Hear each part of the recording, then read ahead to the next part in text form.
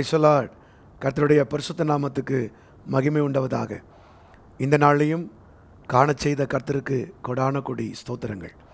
இந்த நாளுக்கான கர்த்தருடைய வார்த்தை யாத்ராகமத்தின் புஸ்தகம் 8ஆம் அதிகாரம் 18ஆம் வசனம். Exodus chapter 8 verse 18. மந்திரவாதிகளும் தங்கள் மந்திர வித்தையினால் பேன்களை பிறப்பிக்கும்படி பிரயத்தனம் செய்தார்கள். செய்தும் அவர்களால் கூடாமற் போயிற்று. பேன்கள் மனிதர் மேலும் மிருக ஜீவன்கள் மேலும் இருந்தது. அப்பொழுது மந்திரவாதிகள் பார்வோனை நோக்கி, இது தேவனுடைய விரல் என்றார்கள். கர்த்தருடைய நாமம் மகிமைப்படுவதாக. அன்புக்குரியவர்களே, இந்த நாளிலே கர்த்தர் கொடுக்கிற வார்த்தை, தேவனுடைய விரலை காண்பீர்கள். தேவனுடைய விரலை காண்பீர்கள். கர்த்தருடைய நாமத்துக்கு ஸ்தோத்திரம் உண்டாவதாக. அன்பான கர்த்தருடைய பிள்ளைகளே, இந்த பகுதியிலே மந்திரவாதிகளுக்கும் மோசேக்குமான ஒரு யுத்தத்தை பார்க்கிறோம். ஆண்டவர் மோசேயை நல்ல பலப்படுத்தி வல்லமையின் கோலை கொடுத்து அவனை அனுப்புகிறார். நமக்கு ஆண்டவர் தம்முடைய ஜீவனையே கொடுத்து நம்மை அவருடைய பிள்ளைகளாய் மாற்றி அதிகாரம் கொடுத்து நம்மை அனுப்பியிருக்கிறார். நாம் இந்த உலகத்தில் எகிப்தில் தான் காணப்படுறோம். ஆனால் நடக்கிற காரியம் என்னென்னா, மோசே எதெல்லாம் செய்கிறாரோ அதை பிசாசும் செய்கிறான். முதல்ல அந்த கோல் பாம்பாக மாறுது. மந்திரவாதிகளோட கோலும் பாம்பாக மாறுது.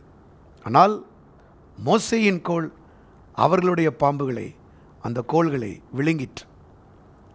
இரண்டாவது, மோசே நைல் நதியோட தண்ணீரை அடிக்கிறாரு, அது ரத்தமாக மாறுது. மந்திரவாதிகளும் அதை செய்கிறாங்க, ரத்தமாக மாற்றுறாங்க. ரெண்டும் நடக்குது.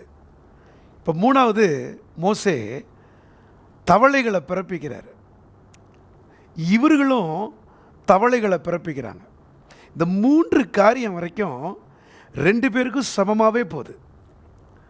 ஆம் பிரியமானவர்களே, கர்த்தர் நம்மை சத்துருவினிடத்தில் விட்டு கொடுக்க மாட்டார். நீங்கள் சத்துருவினிடத்தில் தோற்க மாட்டீர்கள். ஆனால் ஆரம்பத்தில் நம்மை மேற்கொள்வது போலவே சத்துரு வந்து கொண்டிருப்பான். இந்த காலை வேளையில் உங்களுக்கு கர்த்தர் கொடுக்குற ரேமா அதுதான். தேவனுடைய விரலை நீங்கள் காண்பதற்கு முன்பதாக சத்துரு ஜெயித்தது போல் இருக்கும். இந்த காலை வேளையில் உங்களோடு கூட கர்த்தர் பேசுகிறாரு.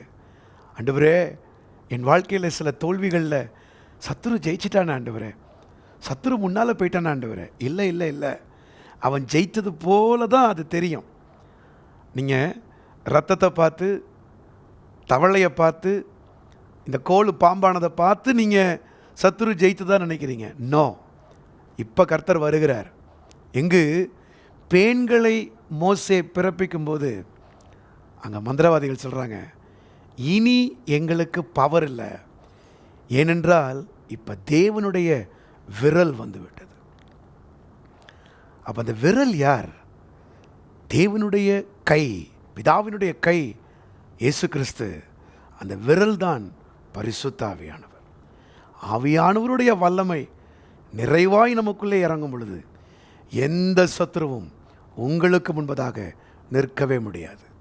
நீங்கள் நல்லா அந்த காலை வேளையில் அந்நிய பாஷையில் நிறைஞ்சி, அபிஷேகத்தில் நிறைஞ்சி, ஆவியின் வல்லமையோடு எதிர்த்து நில்லுங்க. சத்துரு தோற்பான். இதற்கு மேல் இன்றைக்கு கர்த்தர் உங்களுக்கு கொடுக்குற வார்த்தை அதுதான். இன்றோடு இந்த அபிஷேகத்திற்கு முன்பதாக எந்த செய்வினை, மந்திரவாதம், பிசாசின் கிரியை நிற்க முடியாது. அது அழிக்கப்படும் இயேசுவின் நாமத்தினால.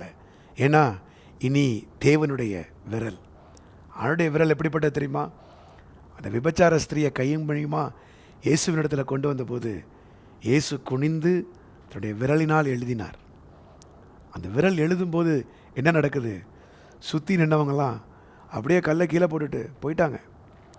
ஆண்டவர் விரலை யூஸ் பண்ணிட்டார்னா யாரும் நிற்க முடியாது. கீழே குனிஞ்சி எழுதுனதுக்கே அவ்வளோ பவர்னா, இந்த வேதத்தில் தன்னுடைய விரலினால் முழுசும் எழுதி கொடுத்துருக்கிறாரு. நமக்காக குனிஞ்சு எழுதலை, இதில் எழுதி கொடுத்துருக்கிறாரு. இதை நம்புங்க, விசுவாசிங்க. இதனுடைய மகத்துவம் உங்களை நிற்க பண்ணும், எழும்ப பண்ணும், சத்துருக்கு முன்னாடி ஜெயம் கொடுக்கும். அந்த விரலினால் பிசாசை கிறிஸ்து துரத்தினார். நீங்களும் அந்த விரலை நல்லா பெற்றுக்கொள்ளுங்க, பற்றிக்கொள்ளுங்க. அந்த விரல் உங்களுக்கு இந்த நாளிலே அற்புதத்தை செய்யும். தேவனுடைய விரலை காண்பீர்கள். ஜெபிப்போமா?